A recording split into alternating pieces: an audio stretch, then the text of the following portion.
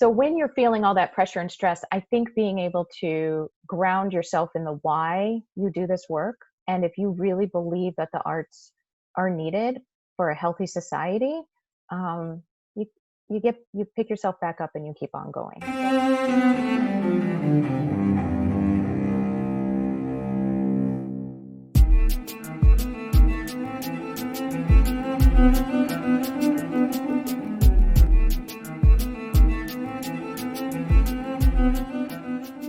Welcome to Arts Engines. I am your host, Aaron Dworkin, and with us today we have Amy Fitterer, who serves as Executive Director of Dance USA. Welcome, Amy. Hey, Aaron, thanks for having me.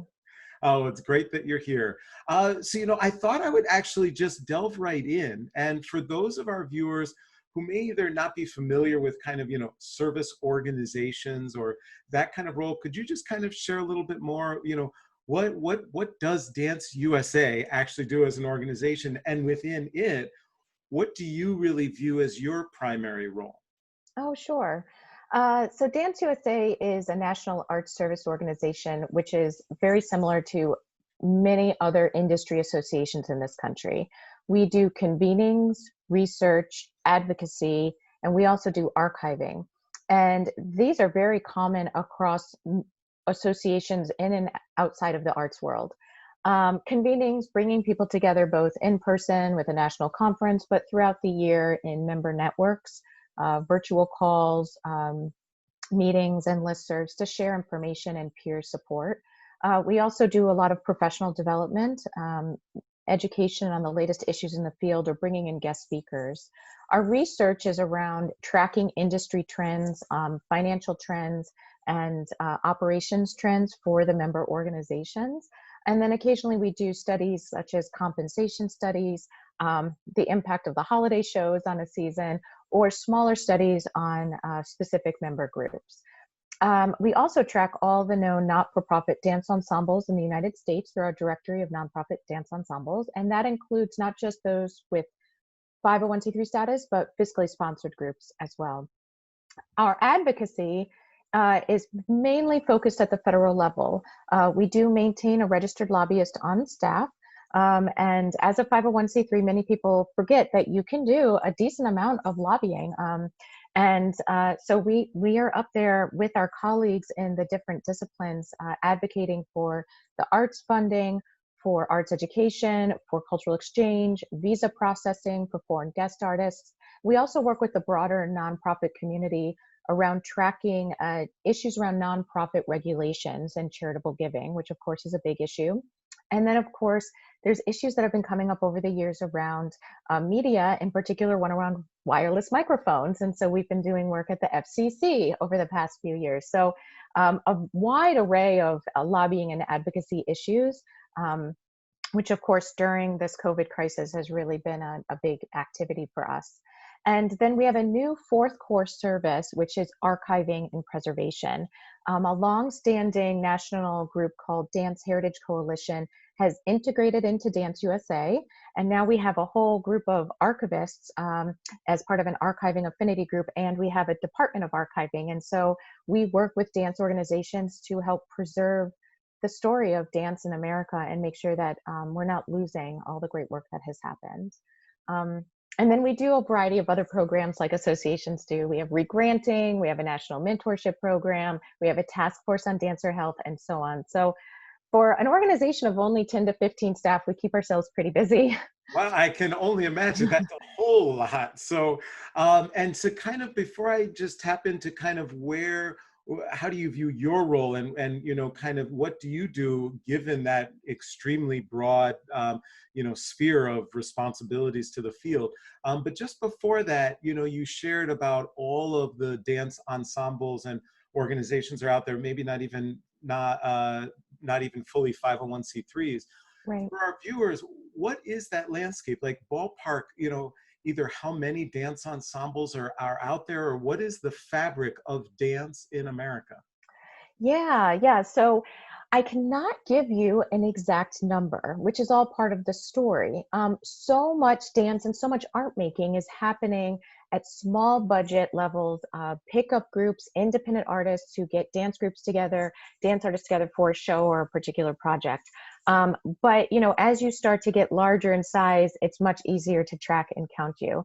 The last update of our ensemble directory showed that there were a minimum of 1,700 dance ensembles in the United States. So it's always much larger than what people think. Because if you look at just the largest budget dance companies in the United States, you go, oh, maybe there's 200 or 300. But there's so much dance making happening. And so much of what's happening in dance in the United States is at a small budget and is in many different kinds of dance forms. So we do have ballet and modern and contemporary dance, but we have many, many kinds of dance forms that are rooted in specific traditions. And of course, there's tap and there's jazz, and it just is expansive. There's many different hybrids of dance forms now. So dance artists also don't want to be placed into a box of I'm this genre or that genre. And so I think of the dance field, the way we talk about it is often from a data standpoint, if you're looking at budget size, it's a flat triangle. In other words, the top of the triangle is pretty shallow, and those are the largest budget dance companies, say with budgets above $1 million. But the breadth of the dance field is actually much smaller and working in and out of formal business models. Gotcha. And as you look at that, and especially the different forms of dance, the different disciplines, do you see trends? You kind of mentioned about more hybrid, and when I think about even some of our students here at Michigan and some of my students in my entrepreneurship class, but who are in dance, and they're doing really interesting hybrid things. What would you say you're viewing as the trend? What do you think 5 to 10 years from now will be the kind of dominant form or dominant discipline within dance, or will there be one? Well, that is a great question. Dominant is super subjective, Right, right? wrong word, yeah. And no, not at all. It's actually, it's a great like kind of opening into the conversation about what what tells the story of dance in America or arts in America, right? And it often is the groups that are Western based and large budget. And so one might think that dance in America is largely ballet, modern, contemporary. Those are the largest budget groups. They have buildings, they have schools. I mean, they do a lot of very important work and they do beautiful work, the artistic work. But there is actually so much more that's happening if you take out the criteria of looking at budget size. So I don't know that there will be a dominant genre moving forward because there's just so much out there. I mean, a genre we don't talk a lot about, but is so huge is liturgical dance. I mean, there's just so much happening. So what I think the trend is just that there's going to continue to be more and more exploration of crossing the discipline, the gender specific or genre specific types of dance forms. So I don't think we're going to see a revert back to I fit in this box. I think we're going to see more of the hybrid dance forms of contemporary Tahitian dance and things like that. So people really experimenting with different kinds of dance forms. Awesome. Awesome. Great. So what about kind of your role? A lot of times, and one of the things we hope to do through Arts Engines is to kind of, pull back that veil of leadership. A lot of times people look at the leaders of this, the president of this, the executive director of that, and they're like, what are they really doing? So kind of given that broad scope of responsibilities that you shared of Dance USA, kind of what would you say is your typical day, or where do you spend more of your focus? Is it kind of management? Is it, tackling certain things or certain things arise? Could you kind of give us a sense of what's the kind of scope of your actual individual work that you have to bring to the organization? Sure. This is a great question. I became executive director 9.5 years ago. So I'm actually completing my 10th year now. Hey, And, congratulations. thank you. And there really is not a guidebook on how to be an executive director. There's a lot of interesting material out there that touches upon it. But from my experience, it varies by the person and by the leader and by the organization and by the situation. So it's really important to study and learn all these different skill sets. But what it means to be a leader, I think, shifts depending on the person and the situation. Um, uh, I also think that leadership is largely misunderstood. I used to think about that with when Obama was president. Everybody says, well, Obama did this and Obama did that. And I'm like, did he, or did, like, the hundreds of team members and administrative staff working under him do that? And it was funneled up to him, at some point.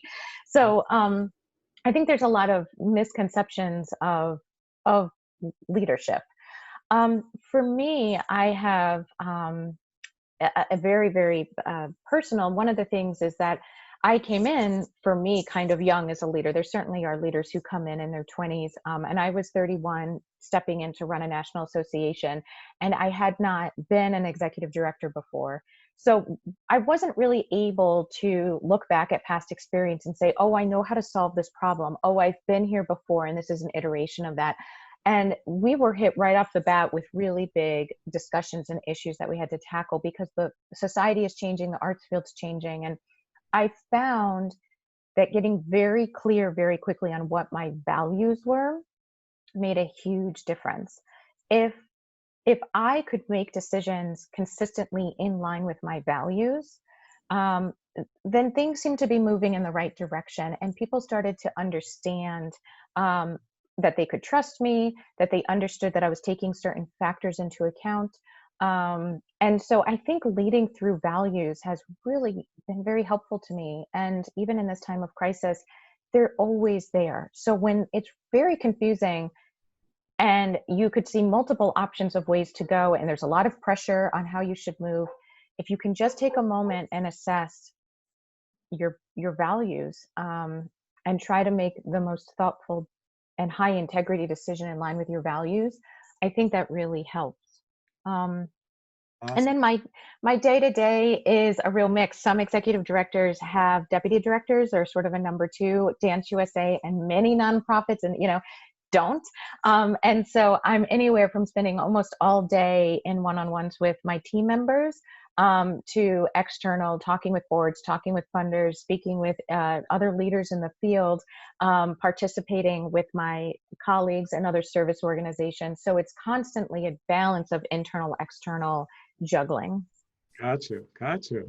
Awesome. Well, so I always like to ask this question of all my guests, kind of the three things question. So Mhm. kind of what three things as you think about those who are aspiring in dance, whether it's to be administrative leaders or practitioners, or maybe are exploring that exact discipline they want to follow. Are there kind of three either benchmarks or things that you would say you should either incorporate this, have this part of your regular thinking, that will help empower people to achieve their goals in the field? Well, one that I always say to up and coming arts administrators is that arts administration is very much an intersection of many other skill sets. So you really do need to have a basic grasp on business management. And that comes up a lot, whether it's financial management, HR issues, organizational structures. But then you also need to have a basic grasp, at least, on legal issues. You need to know, when do I need to call a lawyer? From copyright issues to changing your bylaws and managing the board to accepting certain donations or not. All sorts of issues can come up where you need to know, I need more expertise than I have right now. And you at least to know that's a legal issue that needs some support. It also is a policy issue. I do feel like even if you're running a small not-for-profit organization, you really need to understand your local government policies and systems, because the business structure is a government structure, it's a tax structure.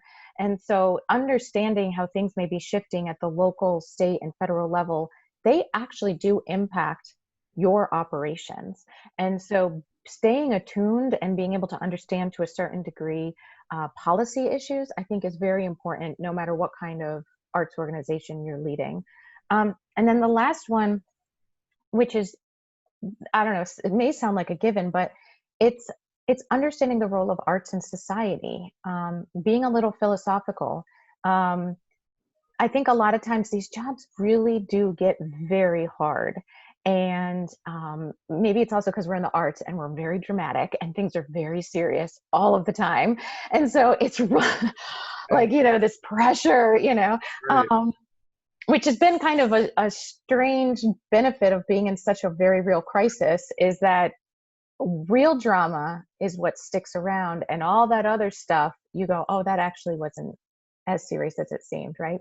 Yeah. But so when you're feeling all that pressure and stress, I think being able to ground yourself in the why you do this work, and if you really believe that the arts are needed for a healthy society, um, you you pick yourself back up and you keep on going. So it's a big intersection, I think, of these different skill sets. So that's one area, is knowing as an upcoming arts administrator, you kind of need to be a generalist in a lot of areas. Um, Another area that I was thinking about, because it's coming up a lot right now, is equity and justice. Um, I don't know. I don't think arts administration programs are really across the board universally teaching this. Um, but over the past decade, the arts world in America has picked itself up again to revisit this topic. And I think it's made more progress than in past decades. There's a lot of fear that we're going to lose the progress we've made because of this crisis. So this field desperately needs leaders that understand um, systemic inequity, that understand racism, that understand white supremacy and white fragility, and are not, can check themselves, because it's very emotional, can check themselves, oh, I'm getting scared, or I'm getting uncomfortable, and to lean into that, because we're leaving people behind in our current art systems, and we're not funding, and we're not raising up, and we're not celebrating and giving voice to the reality of the many different kinds of art in this country, and the cultures in this country. So I think, and I hope that we actually will rebuild out of this crisis some of the systems to be more equitable. I can't be too optimistic and say it's all going to be beautiful on the other end, because I don't think it will be. But I really want to see the next generation of arts leaders. I'm hoping that they're going to have a better grasp on equity and justice, and have a better understanding of how to talk about it, how to lead with it, that doesn't alienate people. One of our strategic planners from a few years ago is an artist based in New York, Ebony Noel Golden, an amazing dance artist. And she was saying, we're in a culture of calling people out.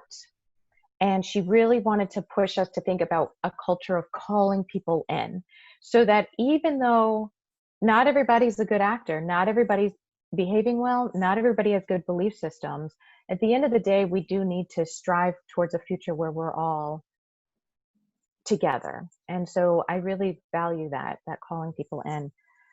Mhm. Um, the third one is, and it's coming up a lot in this crisis, is humanity. I would like people to pay attention to our humanity. And I think we're doing it. We're being forced to do it right now. We are not working automatons. We have family, we have friends, we have pets, we have mental health, we have physical health. We are much more of a whole person than I think the working world in America, at least, has acknowledged. And we're being forced to be completely okay with the children running in the background, and that somebody's internet going down and saying, I'm sorry, I have to go. And they stand up and you see they're in their sweatpants. And, like, it's okay to be human. Being human doesn't mean you're not smart and you can't be successful. And so how do we accept leaders moving forward to be human? And the tie to that comes, and I apologize if this sounds a little cheesy, but kindness. Yeah. um, we need to be kind to each other. And I have felt the difference when people are kind to me and when they're not. And I can feel a difference in myself when I've reached out with an act of kindness and when I haven't. And there are a lot of people who have lost their lives in this crisis. And every now and then on a member call that comes up, and you realize, oh, somebody at this member organization just passed away from COVID, and oh, that donor just passed away from COVID. And it really is affecting so many people in so many different ways, that we should always remember that you never know what people are going through. And so Whether you're leading a huge fancy arts organization or a super small one that only does work half the year, I hope that we can treat everybody with kindness moving forward. Oh, Sorry if it's a little well, cheesy. no, absolutely not. Actually, really just powerful and goes to the heart of what we do. Amy Fitterer, you are truly one of the great arts engines that is powering human creativity in our field. Thank you so much for joining us on the show. Thank you, Erin.